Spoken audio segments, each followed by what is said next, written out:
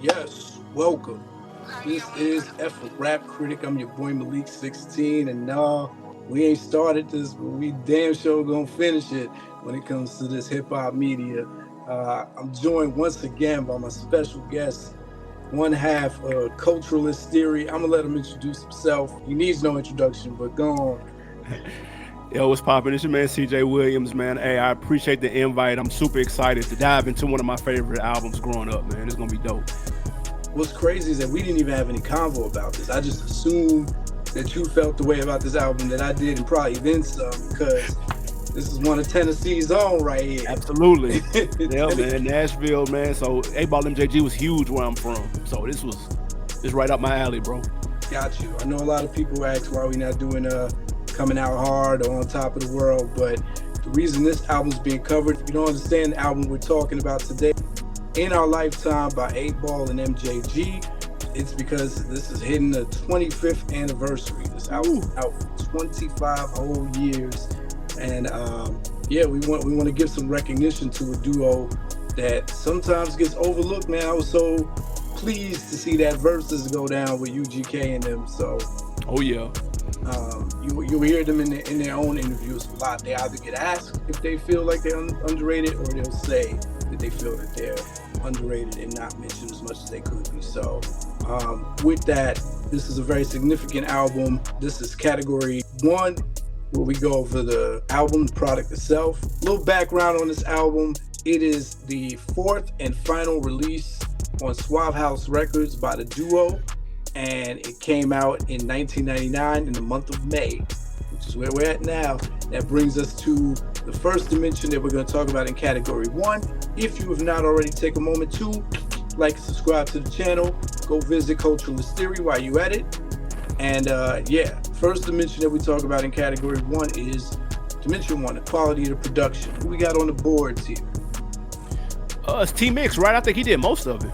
T-Mix. The only outside production is from Mr. DJ, who does not get enough credit when we talk about Dungeon Family production. When Outkast broke off into their own production entity, Earth Tone 3, it's Big Boy, Dre, and Mr. DJ. What's interesting here is that there are a couple tracks on here by T-Mix that sound Dungeon Family-esque, Organized Noise-esque. Rest in peace, Rico Wade, by the way. Absolutely. When I heard Daylight and We Don't Give a, definitely sounded like leftover tracks from Aquemini. Absolutely. Yeah. No, that's probably why I like them so much. Yeah. and can you picture this gave you a taste of what a Ball and G project would sound over Dungeon Family production, which Absolutely. Would have been crazy, but it probably would have sounded honestly similar. It'd been something like this. It'd been 13 of these right here, which I'd sign me up for. Yeah, it would. This is not very far from it at all. They know how to tap into the soul on this album. You're getting an essentially sample-free album, unless you want to get to the nitty-gritty, like where some of the drum kicks come from, but you're not getting any, oh, here's James Brown for the 59th time. It's not happening here. You're getting wah-wah guitars, you're getting creepy sounds, you're getting crunk in the early stages of crunk, right? Blues guitars. So you're getting all of the sounds that make the South popular in hip-hop, Memphis in general, and a little borrowing from that 90s Atlanta sound at the turn of the century. And it's well executed. I think that's the deciding point, because they all set an emotional tone for whatever's trying to be conveyed. If it's menacing, it's not going to be over a light beat. It's going to be over a menacing beat. The Throw Your Hands joint sounds to me, it's funny because it sounds like E.T. from the A.T. Aliens album mixed with Y'all Scared from the Aquemini album. That's a good one. Yeah, I can see that. So, I mean, you're not going to hear too many dated sounds on here. We can make a case for Get It Crunk. Yeah, that one probably is a little bit. Yeah. Especially because nobody says that anymore. Yeah, it's so simple. It sounded like someone made T-Mix make that track. Right? I agree. But T-Mix's range, can we talk about his range? This man is responsible for giving you all these sounds. So you'll get a made for the strip club type song like Don't Flex, and the same man is going to give you Love Hurts, which could kind of pluck at your emotions. Man, listen, he's a one-man band, bro, and this is back in the day when you had cats like Manny that could do a whole project. Swizz could do a whole not yet. yeah, not yet. But Manny, I know Beats by the Pound as a collective, but still, it's like, you could just lock them two in the studio. You can lock Ballin' G in the studio with T-Mix if you really just wanted to, and just bang out a whole joint, and it'd be flames. Yeah. So we can give you whatever you're looking for. Hey, we need something for the club. Say less. Yeah. And able to touch up their classic track Armed Robbery and give it a 1999 update without changing it much. So that takes skill. With that said, what you giving the production on a scale from 1 to 5 RPs? I'll go 4, man. I love the production. Got you. All right, so that takes us to dimension 2, the cohesiveness. 14-track album. Only 13 of them are songs. You can argue that the intro is unnecessary, but it's kind of par for the course. Back then, you need a "we're back" kind of intro. That was the standard for most albums, right? So 14 tracks, how do they flow together? It's a question of sequence.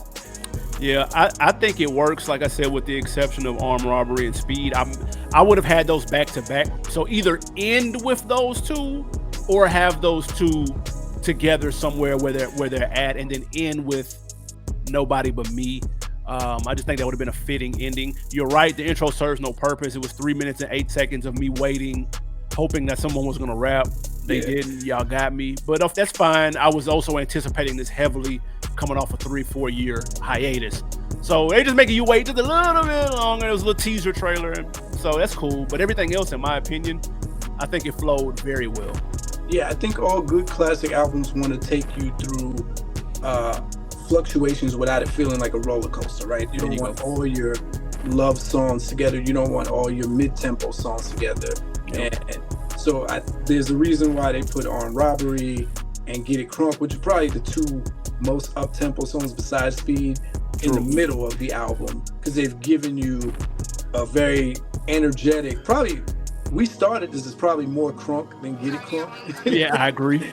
It's got the bounce to it. Right, and then they tone it all the way down with Pay Dues, which is probably the slowest song on the album.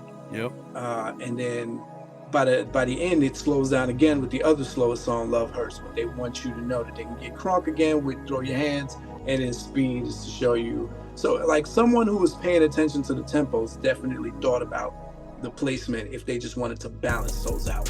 For sure. But what you're giving this on a scale from 1 to 5? I'll say 4, because I still would make a tweak or two, but it works. No complaints. I was 16 years old listening to this, and I wasn't like, man, they should probably tweak that. That's coming with 20 years of looking back. So right, it worked.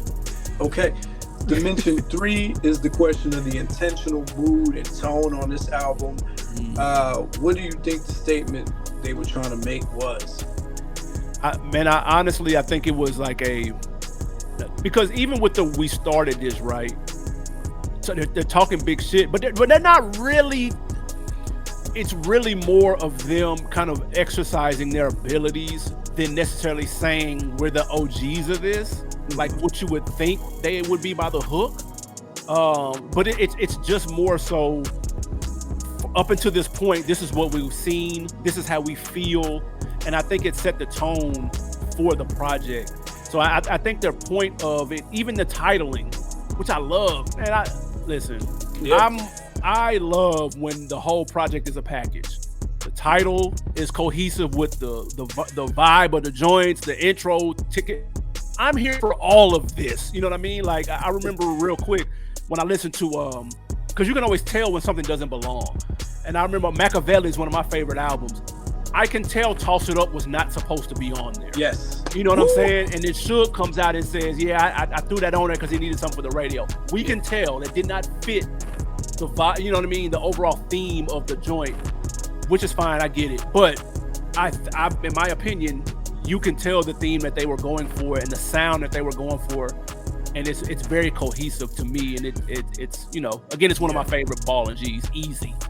Got you. I think there's a statement to be made without drilling it to death. So saying a lot with saying a little, right? There you go. Yeah. You think, I remember seeing the title or hearing the hook and thinking this whole song's about to be a rollout and revisit down their resume, all the things they did in the game, but they didn't do that. It's just the hook that's saying that.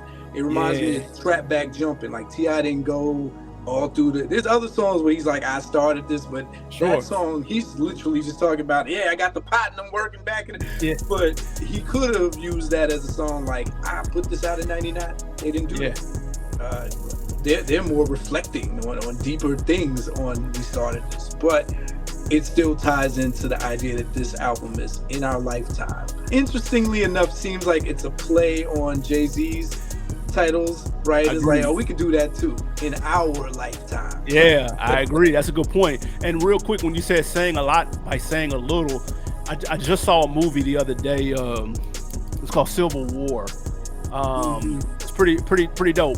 But a lot of people are complaining that they didn't explain how the country got to the Civil War that's being portrayed in the movie, right? There's not a lot of context. However, they sprinkle it in ever so slightly through conversation and through interactions. And so, in my opinion, it paints the picture without spelling it out with a lot of exposition. And you know what I mean? So I feel that way about this album too, right? Like you said, they said a lot by saying a little, and it reminded me of that. I was having a not debate, but a discussion with my wife when we saw it, and she was like, "Yo, how did it get to this? Like, why didn't they show this? You know what I mean?" And which is a fair question, but I think sometimes some things are better left unsaid, and if you just peep some of the dialogue sprinkled in, they answered it. Yeah, they allude to it. There you go. They allude to the state of the way things are, and that lets you know, okay, so that's where we at. You know what I mean? So it gave me vibes of that, interestingly enough. And on two unspoken notes, since you mentioned saying a little, how about not saying at all? But it layers the significance. This is their final Suave House album. I feel like the whole album is sprinkled with this tone of knowing that the contract is up, but we're gonna go out repping it hard. Never once do they deviate. They say Suave House on every other song here. So it's like leaving with love. And then it reminds me of Snoop's album, The Last Meal. Yeah. But Snoop kind of rubbed it in, the whole thing. He's like, this is the last time y'all gonna eat off me. Yeah. They weren't doing it. They were like, look, we going out loyal and quietly, but we reminding you how long we've been here. And then the other unspoken thing is that this is their reunion album. This is their first group album after their solo endeavors. So I had that Snoop album number 2 on my list, by the way. You did? That Last Meal is crazy. Last Meal is crazy. There's too many songs. I would love to see how you what you take out to make it more classic. We'll talk about that. So, what you giving this for intentional mood and tone? How well did they execute it on a scale from 1 to 5? Oh, I give that to my highest. I give it 5, bro. Nice. Yeah. All right, that takes us to dimension 4, the song distinction, repetition of words and sounds. When we talk about production, again, T-Mix may have some moments where he sounds like a member of Organized Noise, but because that's like here and there in the midst of these 7, 8, 9 other beats he gave you that sound different from each other, I don't know if there's a lot of room for sonic repetition here. Are you hearing?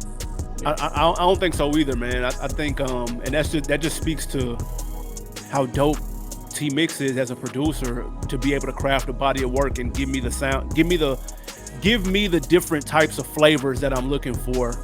It still sounds like the same person did it, but not in a negative way. You know what I mean? You know how you can tell this probably came out the same session as number 4, because they sound like 2 instruments are off and that's about it. But no, they're still individually, they stand on their own, and it just works, man. It adds to the cohesiveness of the thing. I love when artists get in and lock in with one producer, bro. I'm just a fan of that. I think it's cool, man. As far as it can go. Some people, we talked about maybe Swiss wasn't ready yet at that point. He can do it now, but at that point, you probably don't want to hear, oh, Swiss. Metro Boomin kind of in that same conversation. So kind of sort of, yeah. But when you listen to like when Common lock in with Kanye for a 10-piece, right, like it's crazy, right. Hit Boy's been working magic too recently. True. Yeah. The shorter the better, I'll say that. I agree. Word-wise then, are we getting any redundancy, repetition there, besides the intentional branding? We know there's things that rappers do intentionally when they're trying to rep something. You're gonna hear Suave House because they're selling that point. We're Suave House all day. You're gonna hear Orange Mound because that's where they're from. You're gonna hear Tennessee, Memphis, that's where they're from, and you're gonna hear them say their names because they want to remind you who they are. And I think MJG just cannot resist saying, yeah, nah, he can't help himself.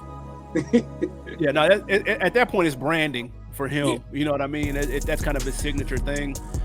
Same thing with where you're from. That's just kind of all part of the rap kit.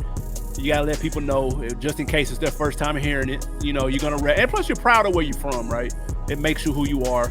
So you gotta rep where you step. So I don't think there's other than the traditional, you know, repetition pieces. It's not to me. It's not anything really overly over the top. Yeah, there's no lazy writing. Repetition of words usually comes from lazy writing. Like I ran out of things to say, so I'm saying the same thing. Right. Shoot you with my chopper, cut you down. All right, what we giving this on song distinction scale from 1 to 5? Let's keep it 5. All right. Yeah. Speaking of 5, dimension 5, the amount of content versus the amount of songs. This is a ratio question. We know there's content on this album, but out of 13 songs, what percentage of the album would you say was topical and substantive? Man, I say it's pretty. I'd say it's pretty high from what I believe the definition of that to be. I'd say it's pretty high, man. 75, 80. Oh, 75, 80. Wow. Yeah. Let me think. You got Daylight. You got Love Hurts. You got Nobody But Me. You got Pick News. You got Don't Flex. Yep. Those are all topical. You know, that's. I don't know if that's 75, 80 because I mentioned. Yeah, that's true. They also talk about substantive things in songs that are not topical. Like, started this. There's some political mentions there, so it's in there. So maybe that weights the average a little bit. It tips it. But I still think 75, 80 is kind of high, but it's there. Yeah. That might be a little on the high end. It might be more 55, 45. Got you. So with that said, what you giving it on a scale from 1 to 5? How they balance? Kind of down the middle. We'll say 3. Okay. Yeah. It's still a pretty balanced album. No doubt. All right. So that takes us to Dimension 6, the features. Who we got on this album?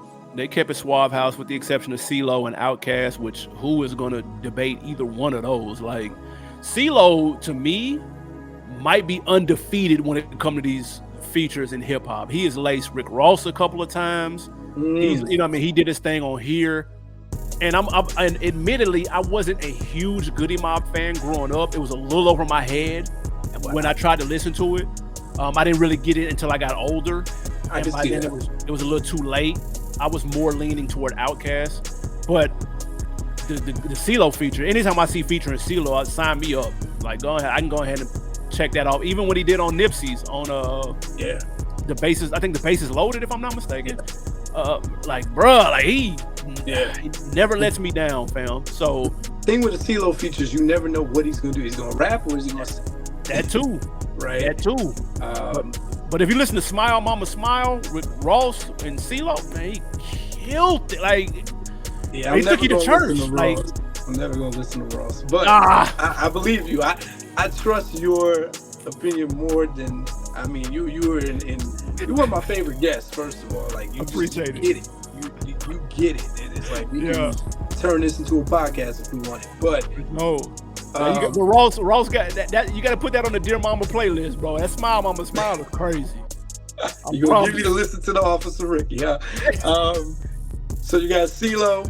You said in-house Suave House, and so you got this rapper named Thorough who appears on 2 tracks. He's on Get It Crunk, and he's on Armed Robbery. Armed Robbery, remake. And then on that Armed Robbery remake, you have Tony Hickman, who is the female rapper on there. And surprisingly, $1 million worth of games on for you youngins who don't know that he used to rap. He used to be out here claiming the right for Wayne. But even before that, he apparently was a Suave House artist, Mr. Gilly the Kid himself. Yeah, man. Philadelphia's own, which he did his thing. And I was a fan of his. I thought he was dope, even back in the day. But Thorough, Big Duke, I'm super good on there. I'm keeping a buck. I'm not a fan.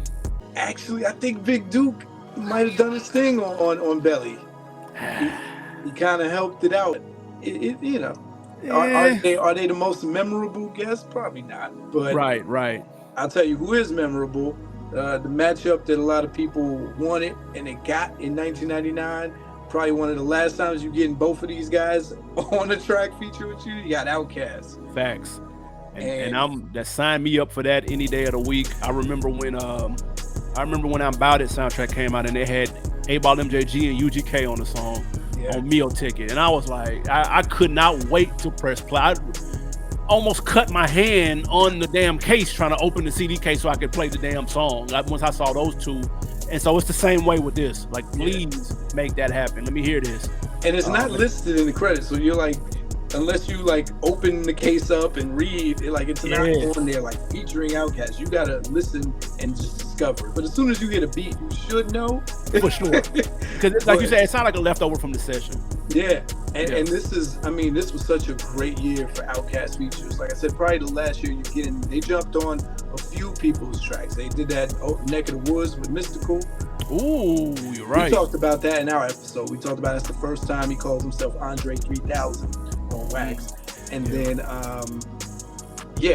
on here, this is Big Boy stepping into his lyrical dexterity. For all the complaints that must have come from, him not being as good as Dre, he was like, oh, F that. I'm thinking about what he did on Sky High, on Black Ice, on the Goody Mob feature, like a couple months before. On this track, he was stepping it in, like, cause he's flowing all over. Mm-hmm. No one sounds the same as anybody on this track. Those are the best mashups. And then Dre being Dre, he didn't try to like get more gangster just because he's on this song. Like, he's just still Dre. The hardest thing he says on it is "Word to the mother." Nah, it works, man. It works. Two legendary groups. I want to be greedy, and I wish there were more, but we got to take what we can get. Yeah, it's well placed, and I guess you're saying some of these features didn't age well.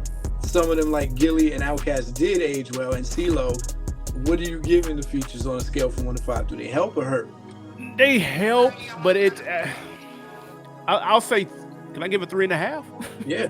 I'll do 3.5, just because it, if it was up to me, I wouldn't mind hearing one or two more people. But then again, or I would have swapped out some of the Suave House people,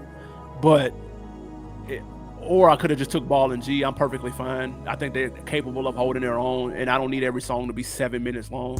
Right. But again, the greedy fan in me wouldn't have mind, one or two more South legends on here. It would have been dope. Yeah, a little bit more outside influence, even with some of the singers. They do have a singer on here by the name of Nina Kreck. Yeah, she laced them. But there's one singer, the singer on Daylight. I don't know who that is, but that hook is not. It's kind of cringy. Yeah, it sounded like a reference, and yes, they couldn't get whoever they were trying to get on. I don't know who. I'm trying to think of who was popping back then in '99 that could have laced that. I don't know, but yeah, you're right. It's not. It's serviceable, but it ain't. Right. That would have been a nice slip in for someone like Carl Thomas, who was making his name. That was great. Get the other regional appeal. But anyway, I want to go to something that you are now an expert in. Dementia 7 is the question of, does the weakest song or do the weakest songs bring the album down? CJ, in your expert opinion, what are the weakest songs here? What would you take away from this album? What would you keep? How would you reorder it? Listen, man, with all due respect to Armed Robbery and Speed, one got to go. And I'll flip a coin. Again, I get it. Suave House, they were trying to set up the future, Suave House 2K or whatever they were going to call it. So I get why they got Armed Robbery with the other people on it. But I'm super good on that. So I'm probably taking that off. I think you end with Nobody But Me. I think that matches the tone of the album. And it kind of fits, like you said, like that last meal vibe. You know what I mean? Like, I don't know. It just kind of, I think it would have been it would have stuck the landing a little better than Speed. Yes, you want to end your album with a strong, thought-provoking, food for thought type song. Exactly. And that would make me want to start it all over again, so that I could get to that point again. You know what I mean? Got you. You keeping Get It Crunk? I was never that big of a fan of that song to begin with. It's just okay. It's definitely expendable. Gotcha. So yeah, that takes us down. That'll take us down to 12, which I am perfectly okay. No, with. that'll take us down to 11. If you get rid of Armed Robbery and Get It Crunk, that's 11. Because remember, the intro don't count. It's true. That's true. If we take the intro on, we got a 10-track album. That's the golden number. That's automatic. Hey, but look though, which I am fine with, because Coming Out Hard was 9 songs. Perfect. You. Hey, I'm cool with that. Like, give me the 10-piece, all flats. I'm good. Like, this shit would have been. It's already flames. You know what I mean? I ain't tripping, but it would have been just that much. We'd have been like, yo, they went 10 for 10. Right. It's been crazy. Listen, y'all can see this man doing this if y'all follow him on TikTok, Instagram. He does this for all albums, not just the old ones. He does it for an album that just came out last week. You know, it's a sight to see because it creates dope conversation in the comments. I've been guilty of it. Like, man, how you gonna take that out? It's fun, man. That's what we do this for. On a scale from 1 to 5, how much do those songs bring the album down? 5 means no effect. 1 means tank.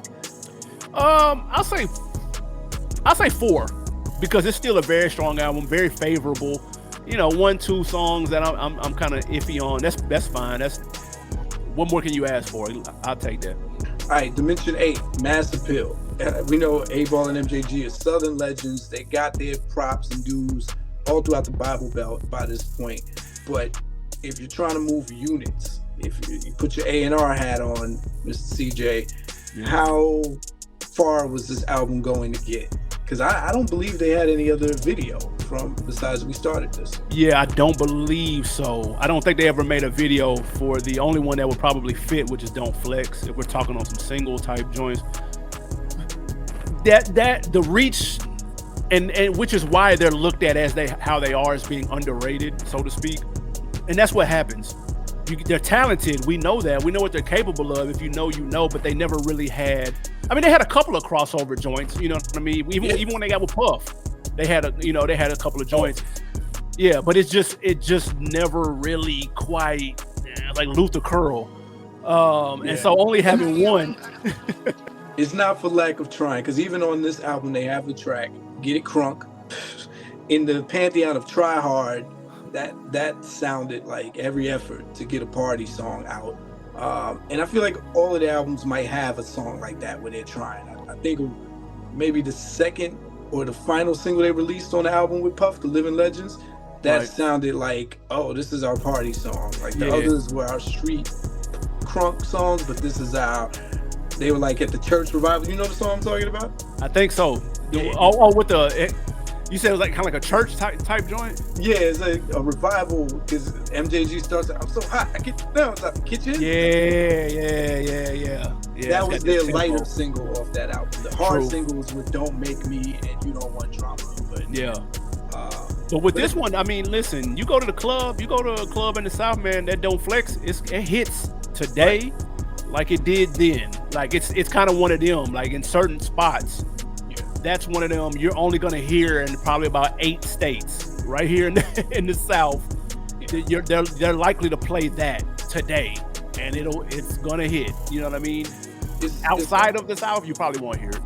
It's unfortunate. I mean, maybe they didn't even get the opportunity to fall flat with Get It Crunk because they didn't put it out. Like Get It Crunk, I don't think it would have worked. But I don't think so either. Right? Because people can smell when something's contrived. Yeah. And I haven't heard them say it in interviews or anything, but I'm sure if they look back on it, that's a track they're like, yeah, we tried. Right? But the song with Outkast, Throw Your Hands, it's unfortunate that wasn't given the light, because this is still probably the last year that Dre would come out for a video shoot for something like that. And off the heels of their own success, that would have just bled over into more success for Baller G. A video would have. I agree.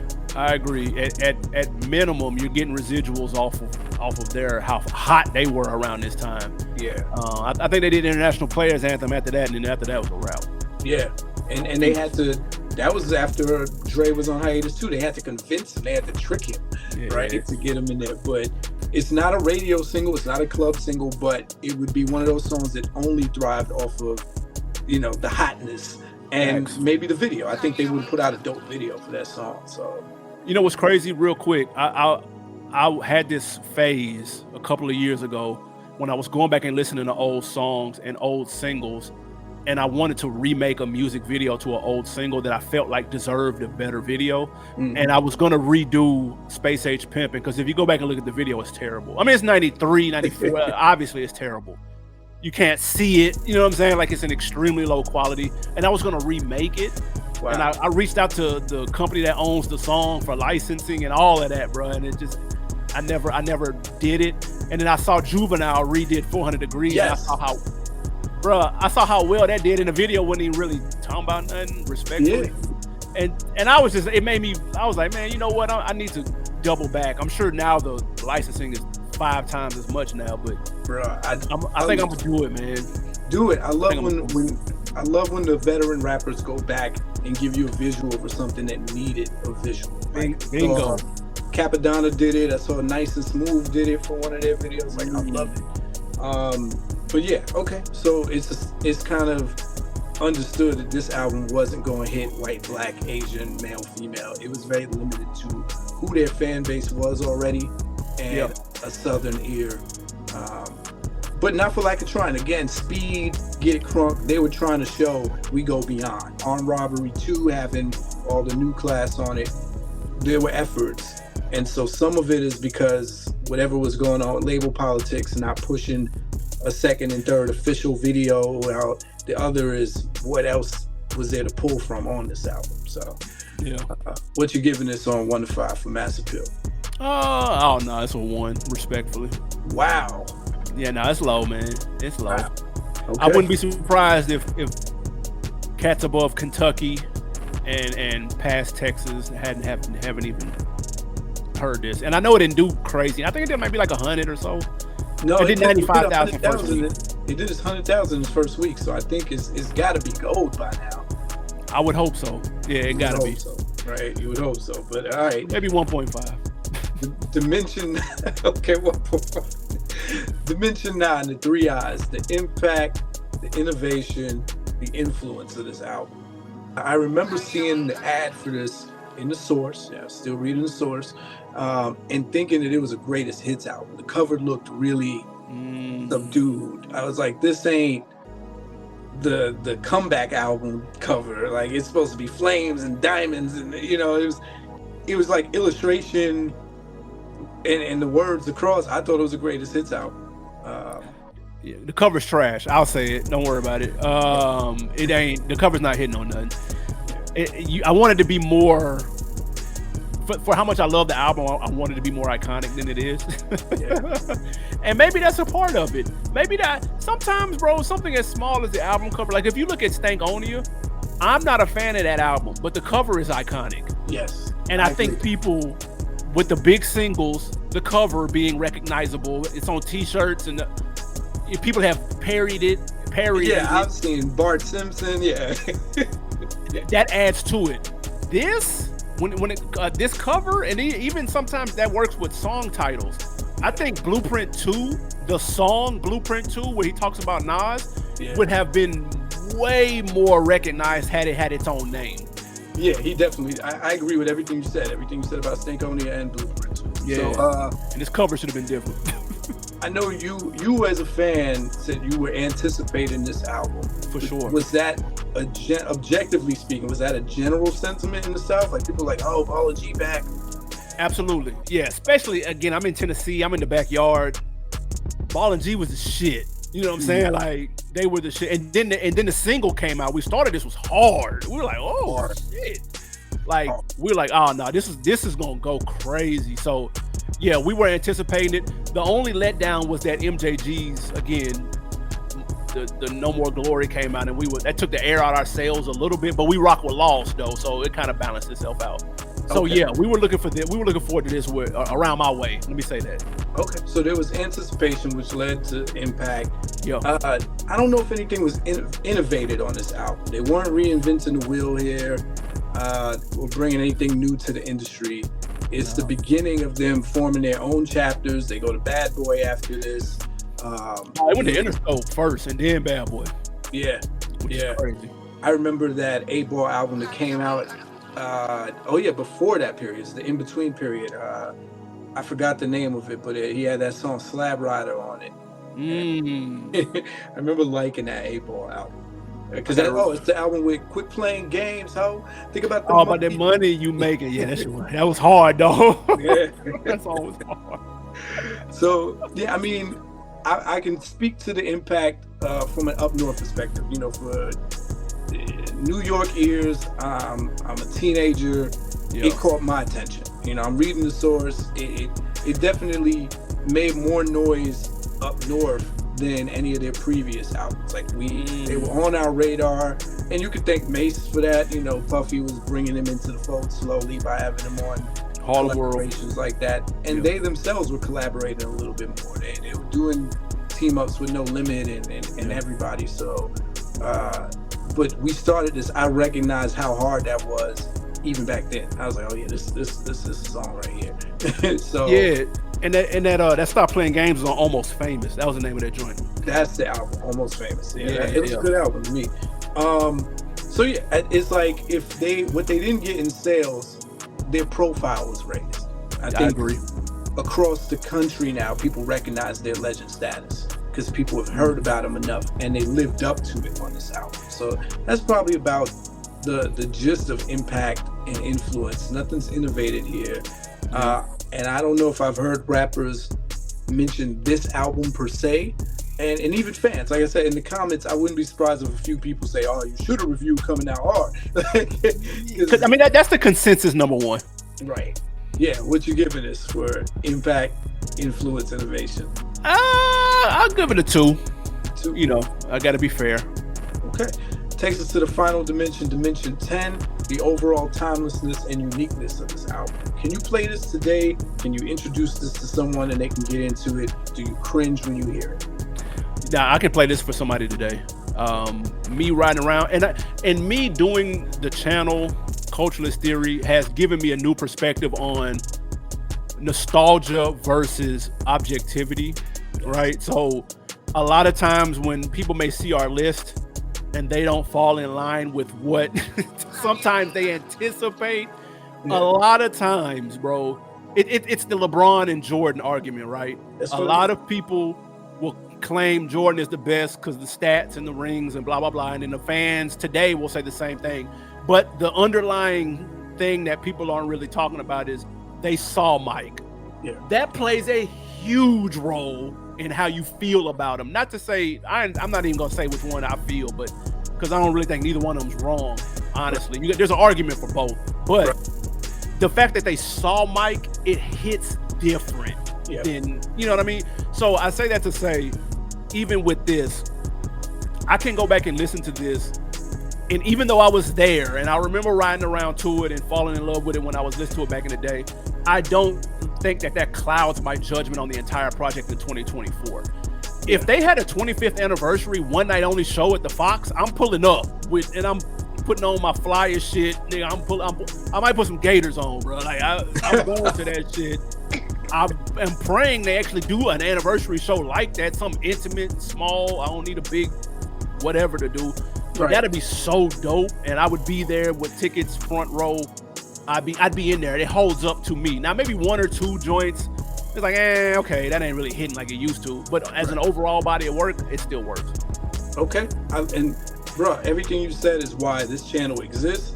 To really look at it, we come in. It's almost like a teacher that gives you an A already and says your job is to maintain this A+, and then you start getting critically graded on the things that can take away from it. That's all it is. It's a classic. We're not going to take that away from it. Just how classic is it? And is it a classic because of these things? Like, you got to be honest. If we say Old Dirty Bastard's debut is a classic, it ain't because it's lyrical. Right. You know, we got to be honest about what has made it a classic. So my whole job is to separate the nostalgia from the objectivity, because you're still going to like what you like at the end. There you go. At the end of the day. Having that said, what you give this for the timelessness? Oh, I would. It's strong. I would say 4.5, in my opinion. All right. It holds up very well.